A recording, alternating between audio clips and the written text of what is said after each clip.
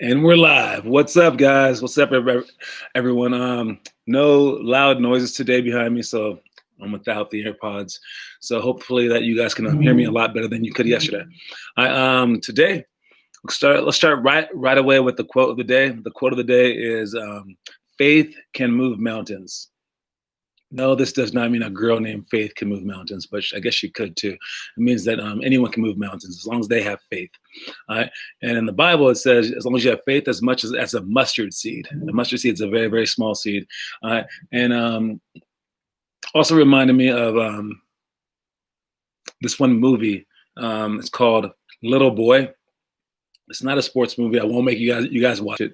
But in the movie, the little boy, his dad is overseas fighting in the Japanese war against Japan or whatever, and he wants his dad to come home. And he says, "I can make my dad come home."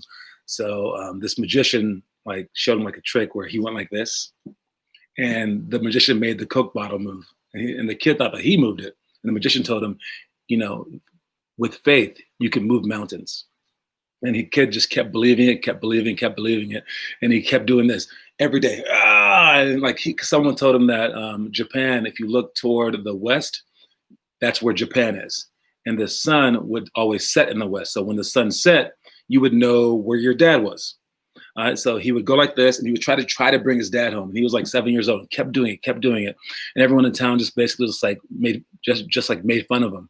And then one day, his brother got so mad about it. He goes, "Oh yeah, you think that you can do it?" He goes, "You think that you can move mountains like that?" And he goes, "Yeah, with faith you can do anything." And he goes, "Okay, well, move that mountain." And then the kid goes, "Okay," and he starts doing this to the mountain, and everyone's like staring at him. Everyone starts like laughing. The kid's like, "Oh, come on," like that. And then right then and there, an earthquake happens. And everyone was like, "What the heck?" And I won't say anymore, but it's a pretty good movie.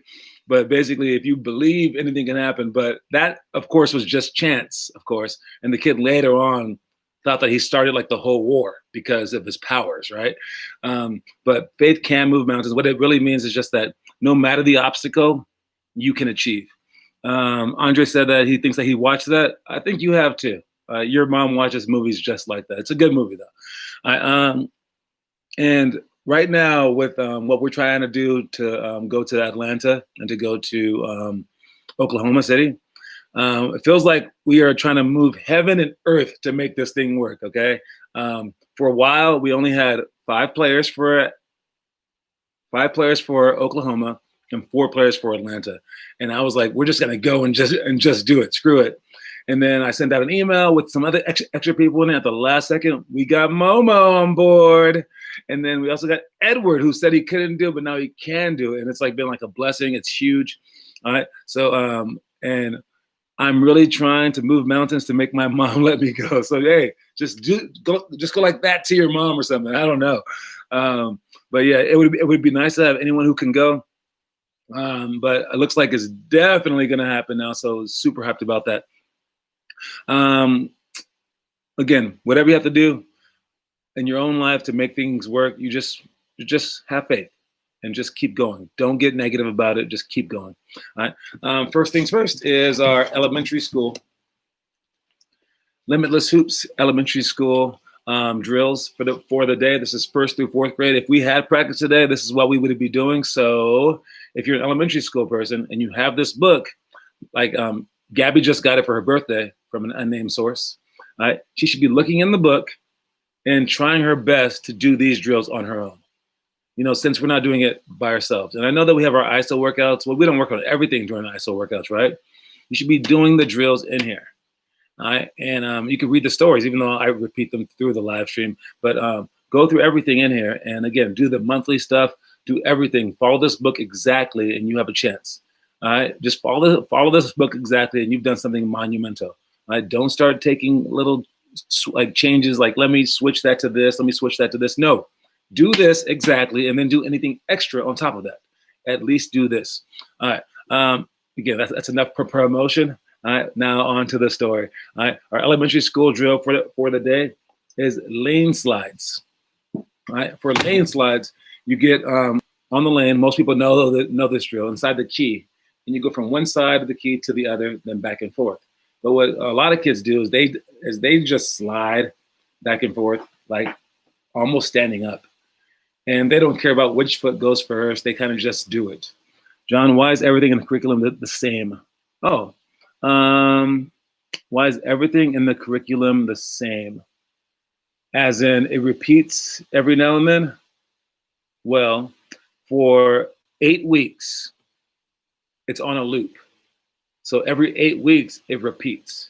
Because if you just work on a drill one time for 5 minutes, and that's all that you see of it the entire year, you won't get it. So we like to repeat them.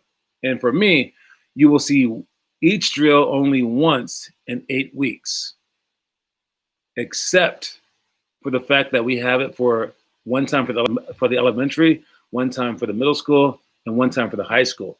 So really you'll see it 3 times. If you happen to come to all 3 practices, which, you know, only someone like Larry Bird is going to come to all 3 practices. So it repeats 3 times. And since it's summertime, I've been combining all 3 groups. And so you have seen some repeats throughout that time. But again, the repetitive ones, I want it to be repetitive. All right. Why are all the athletic spin reverses? Because you guys need more than 1 minute to work on this one. All right. And Blake Bastani is one of the culprits. During the workouts, I will see Blake, you know, out of the 4 times, you're supposed to do the move 1 time and then do the dribbling drills on the side 3 times. Blake will cheat and try to do the move the first time and then do the side and then do the move again because he has his own court. All right. So that's why. All right. So I'm giving you a chance to do it multiple times. But really what should happen is you do it once and then you do the side things and then you go, I didn't quite get that. I want to work on that more. You wait for after the hour and then you do it for 80 billion times. I don't care. I do it all night long. Don't even sleep. Just keep doing it. I thought it was 2 because I was by myself. Man, nah, dude. You liar, Blake. Liar. Anyways, back to lane slides, though. Lane slides, you want to make sure that you're low. And if you're going to go that way, make sure that you step with that leg first. And then you slide the back leg. Step, slide, step, slide, step, slide. You want to be low enough so that you can touch the ground with your hand without bending over. That's how low that you are, so you can just like kind of lean a little bit to touch the ground. And then you slide the opposite way by stepping with that leg first. I always step with that leg first so that you can play better defense. You don't want to ever have your legs go like this and stand close to each other. You want your legs to go out, then in, out, then in. So step with the right leg first.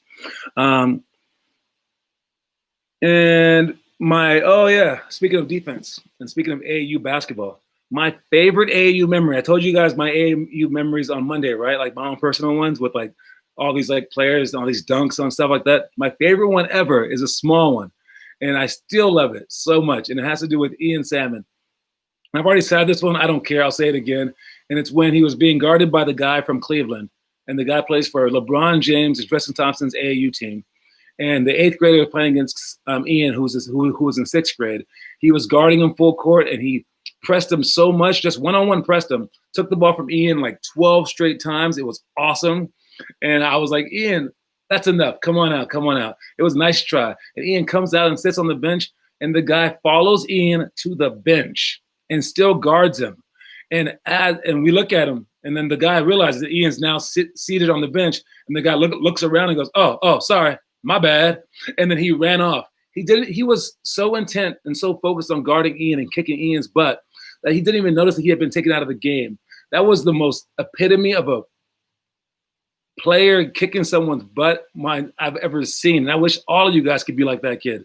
After the game, he gave Ian a high five, everything. It was like really, really cool. And I would love for you guys to be that focused. Don't follow everyone to the bench, but like be that focused defensively. My all-time favorite memory so far in my life is that. Hopefully we make some new memories this summer as well.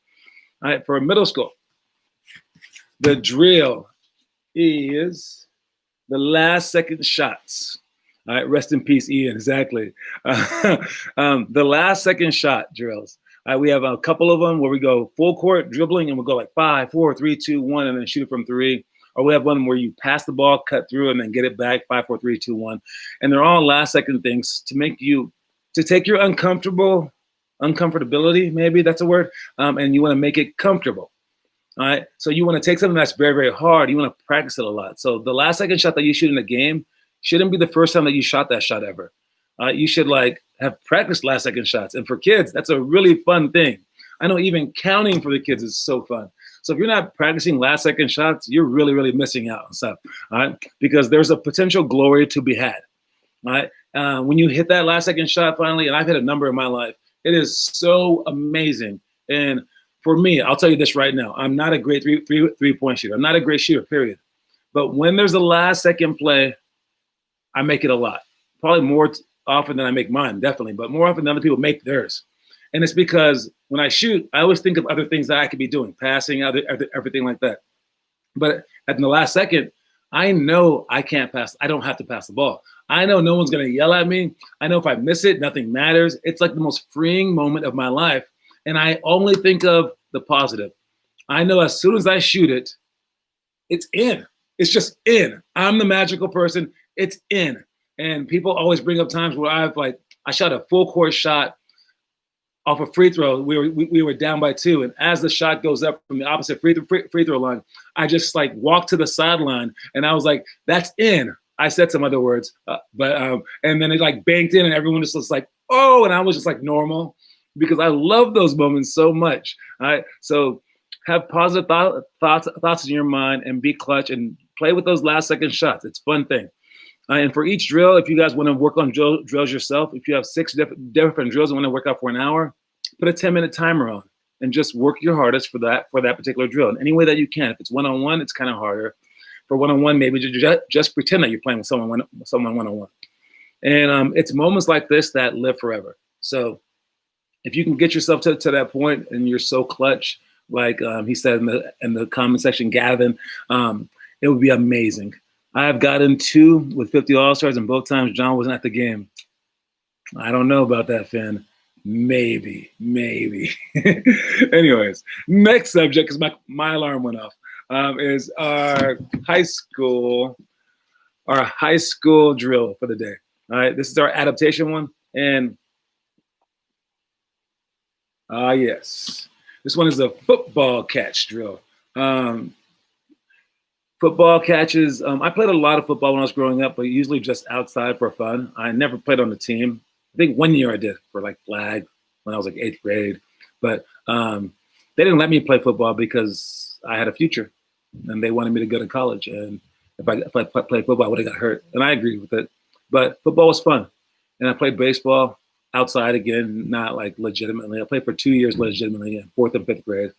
I didn't play that many sports besides basketball dedicatedly, but every other sport I played all the time after school. I went like roller hockey outside. We went, oh my God, what else did we do? Like freaking, like I said, baseball, football, no soccer. I should have though, but we did all these things because they were fun. But for me, it made me better at certain things. So if you see basketball players who are able to look up, catch a ball on the run without traveling, take no steps, and then dunk it, they've probably played football. If you see a person that's extremely good on defense and he can turn people like this, he's probably played soccer. All right. So when you do these things, you want to become good at that. So the person that said soccer is trash just happens to be our slowest person besides Momo. All right. Blake Bastani. All right. So you have to get your footwork faster. So you should probably play a little soccer. It's crazy again. But when you play these other sports, you can't take time off of your main one. So I know like LMYA, for instance, for like their soccer program, they don't have 5 days of practice. Great.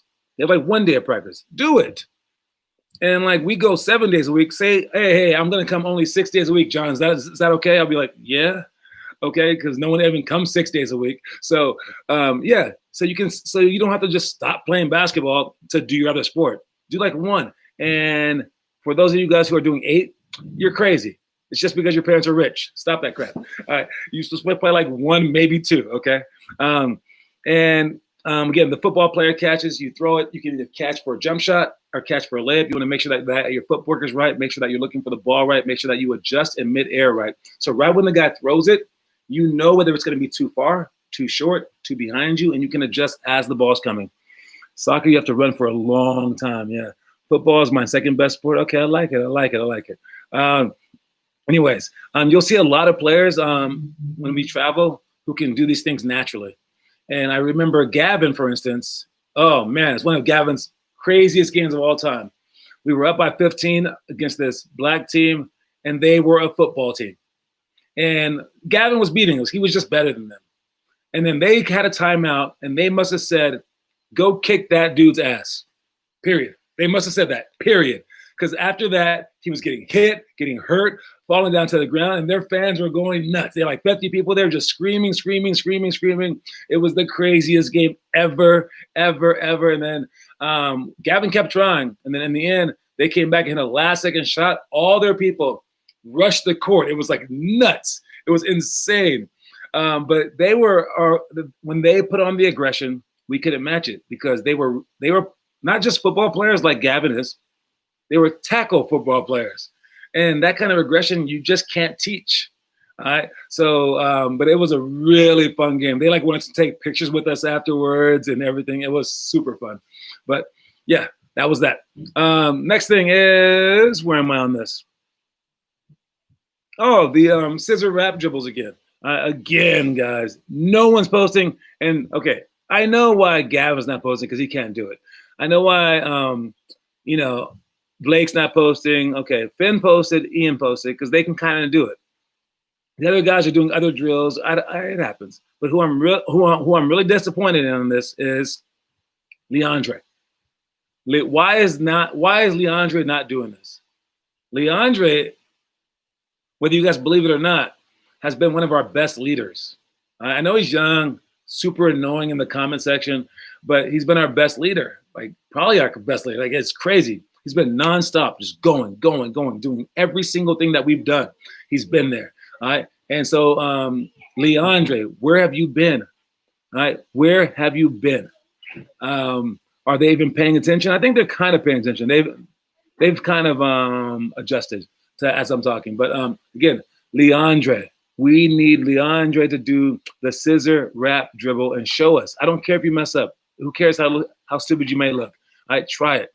All right, and speaking of, I guess, our achievements, we got a very, very lucky summer schedule, all right, because most teams are playing, they just pick random states, just like us, but our states just so happen to be states that are reopened, all right, and what are the odds of that, right? There's like half and half states in America that are open, some are closed. We chose Oklahoma and we chose Georgia. And both those states happen to be kind to us and allowed us to play some basketball. So it's extremely lucky that we're here. So I think that, some of this is fate. I think it's like destiny. It's like, like we weren't supposed to be playing, but then it opened up for us. And I think that's like a sign, from the basketball gods. All right. So we'll find out how lucky we are after the summer, but I'm super excited again for that. All right. The challenges. All right. So every day we have a challenge for first graders, second graders, so on and so forth. And again, I don't know what Gabby's challenge was. I gave her the 4th grade book, right? I'm not sure what the other ones are, but I do know the 11th grade challenge. If you're an 11th grader, your challenge is the 10-minute drill. And you're on day 8 of the 10-minute drill. So in 11th grade, you're going to have to do the 10-minute drill for a whole straight month. All right? Leandre, it is a really hard dribble where you go behind the back and then, yes. All right, you have to look it up, Leandre. All right, anyways, for the 10-minute drill, I told you guys yesterday that Emma and Dennis threw up doing it. Lana's tried it before. Derek did it. Devin did it. And that's about it. And no one's ever done it. But Ian did it yesterday. He was a little exhausted. He said he definitely didn't die. He survived it. Setting up for it and remembering which one's next. You're gonna have to use a parent to help you out. But the 10-minute drill is hard. You need a few things like the ladder, right, for like a jump rope. But you do the 10-minute drill and you time it. You can get a Tabata timer that actually tells you that times it for 40 seconds and then gives you a 10-second rest. 40 seconds and then 10-second rest. 40-second, 10-second rest. That's how you do the time. You can watch one of the videos. We just posted Ian's yesterday to our homework section, so watch him do it and try to outdo him. But again, if you're an 11th grader, you have to do that every day for the entire month. But none of you guys are in 11th grade, I don't believe. No. We have no 11th graders, but that would be the challenge. And again, if you guys want to try it, definitely post it. John, I have that up. You have nice. You have the Tabata timer. It's a pretty cool timer. I don't think anyone is an 11th grader. Nah, but it happens. I mean, but again, make sure that you're doing your challenges. All right. And if you want to do this one as extra, do it. You guys have time. It's still quarantine. All right. And I know that we have endless things that we offer you, right? And no matter what you're able to do, I obviously offer more, and that's how it should be. But you want to try to reach that level, and know that all the stuff that I'm offering you, I don't think it's Kobe level yet. I don't think I'm asking you guys to do more things than Kobe did growing up. Maybe like Tide. All right. So as hard as you guys are working, it's still not harder than the hardest people who have ever worked. Wait, that sounded wrong. It's still not harder than the hardest workers have worked in their lives. There you go. All right. So, John, you shouldn't have said endless. You should have said limitless. Oh, yes. Man, you should be my PR guy. All right. Gavin, I'm hiring you. That's pretty good. All right. It's limitless. Wink.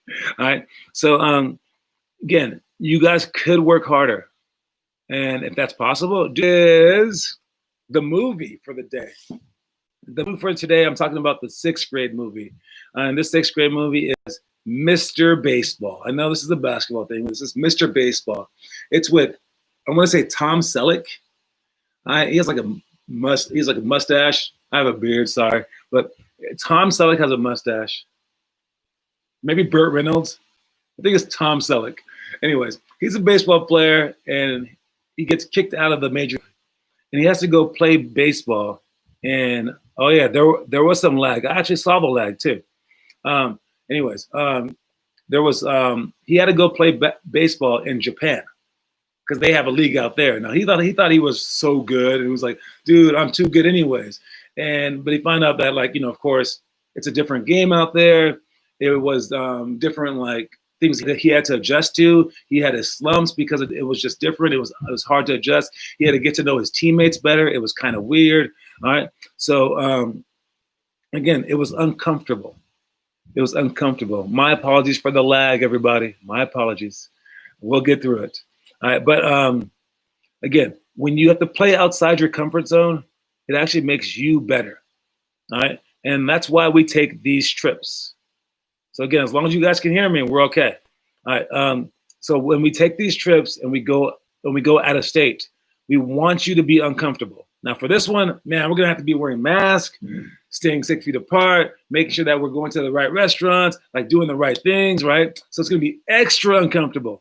The games are gonna have like pauses in between them. We can't just go in there and just be with a crowd, because it's not gonna just like let us just go loosey goosey. It's gonna be really, really strict. It's going to be so uncomfortable, and then you still have to play. It's kind of like our Disneyland bubble, like we're the NBA players. But, and on top of all that, we're playing against better teams who will kick the crap out of us. But the reason that we do this is so when we come back to our local games, we kick butt. We go out of state to play the best players there are in the whole country, and then we come back and play against freaking Steve from down the street. And we're like, yeah, Stevie. I know that guy. All right. We do not have to wear masks during the games. No. I just meant like in general, since people are around. All right. But so you want to make yourself uncomfortable. You want to. Again, I told you guys when I used to shoot free throws during practice, I would yell at myself in my head. And I would be like, you suck, John, come on. And I wouldn't calm myself down. I wanted to make it uncomfortable. So then when I got in games, there was nothing that a crowd could ever tell me. I would always be like, this is nothing compared to what's in my head. You guys are nothing. You guys don't bother me at all. And that was a cool feeling to have. Anyways, our quote of the day, our story of the day is from Larry Bird. Larry Bird is a basketball player, a great one. Shot the ball like this, but he was just money. All right. He said, I've got a theory. If you give 100% all of the time, somehow things will work out in the end. All right. And what that means is this. If you give 100%, nothing else matters. If you try your hardest, everything will go well. Maybe you won't get what you wanted initially, but someone's going to see that effort and they're going to hire you. Or because you tried so hard, you're going to overcome the odds. If you give 100%, you're one of the very few people on earth who can do that on a daily basis. And even if everything falls apart, we are still going to appreciate that, all right, as people. And you guys are saying airports are unsafe. I think everywhere right now is unsafe. But as long as you take safety precautions, it's okay. So stay your distance from people. But yeah, I think definitely if you hide under your bed for a year, you're definitely the safest. But yeah, no, I think for kids, actually, with this particular disease, it's actually not that dangerous. For old people, it's kind of dangerous. So if you live with someone old, that's where it's dangerous. But it's a tricky one, though. It's a tricky one. All right. I'm not going to lie. So anyone choosing either way, I understand that stuff. Anyways, give 100% all the time. Things will always work themselves out. But 100%, that's the operative word. That's the key word. 100%. What is 100%? I feel like if you still have energy left in the tank at the end of the day, you haven't given it. If you tell yourself, if at any point during a workout you say to yourself, let's go, try harder, and it was possible to try harder, you didn't go 100%. I tell you guys all the time, go harder. And then all of a sudden you go harder. You missed it. You missed the 100%. All right. So we have to understand what 100% means and truly go for it. And yeah, you're going to be tired. You're not going to be able to pace yourself, but you will never regret anything your entire life. All right. And speaking of 100%, I have done my part. I have updated our Elite Team page. Check it out. I put our itinerary on there. Itinerary is like our, like the place that we're going to go. You can actually click on the picture of the Airbnb that we're staying at. If you go to our website and click on the Elite Team page, scroll down, click on the Airbnb part. You can see the Airbnb that we're staying at, see if it's big enough, see if you like it. It costs $200 to be a part of our Airbnb, which is way cheaper than a hotel. And then we'll also have rental cars, everything like that. And then I also put our flights on there too. But you can get there any way that you can. Right? Any flight, because our flights are sold out. Any flight that you can get there on. We might even switch our flights to match yours if you have no one flying with you. We're going to figure it out. We're going to wait at the airport for you. So maybe we'll just get there early because we leave at 6 o'clock in the morning, which is crazy. We'll get there and then we'll just have lunch and dinner and we'll hang out right by the airport and we'll just keep picking up kids and we'll keep adding you like that. So again, whatever you have to do for this time, get to it. I have a text thread that I put everyone in. So we should be able to communicate with each other too. And we're going to take care of this. And for the rest of you guys not going, again, you guys will be able to follow us through YouTube and through Vimeo. Vimeo is where I post all the games because YouTube has its limits, right? You can only post 10 minutes here and there, but I pay for Vimeo. For YouTube, you have to go through this process, and it was weird. For Vimeo, they were give us money. And I was like, okay, here you go. So on Vimeo, the full games will all be on there. You don't have to watch those, but you can. On YouTube, though, I'll have smaller things on there, so you can feel like you were there, basically. Okay, that's my hope. I'll still be maybe doing these shows, hopefully, if the schedule works out right. All right, so I'll try to incorporate you guys as much as possible. And again, for today, we are doing the athletic spin to reverse. That's in and out, between the legs spin to an air reverse. You're going to do that for a solid minute. Then we're going to come out. Then the next time that you go, which is after 4 turns, Blake, you go back on and do the same exact thing. We're going to do the same exact thing for 5 minutes this time. So for all 5 times, we're doing the same exact move. So there's no excuses anymore. Everyone must get this. And I need you guys to perfect this because it includes 4 different moves. In and out is a good move on its own. Between the legs with 2 steps, that's a good move. All right, spin move, that's a great move. An air reverse layup, that's an amazing move. All right, and even if you're as small as Leandre, I need you to just try it because that's how you will get better. Anyways, that's my last timer. That means that it's time to go. Anyways, thanks a lot for joining us. Next week, I might try this from inside, so I'm not outside anymore. I don't even like the background. It's just a garage, right? I need a better background. I might test something out, but I need to have good connection. I have a really good connection from right here. So we'll see what I can do for that. Anyways, I'll see you guys soon at the Google Meet workout. Make sure you guys give 100% now, okay? And don't forget, faith can move mountains. All right. Peace, everybody.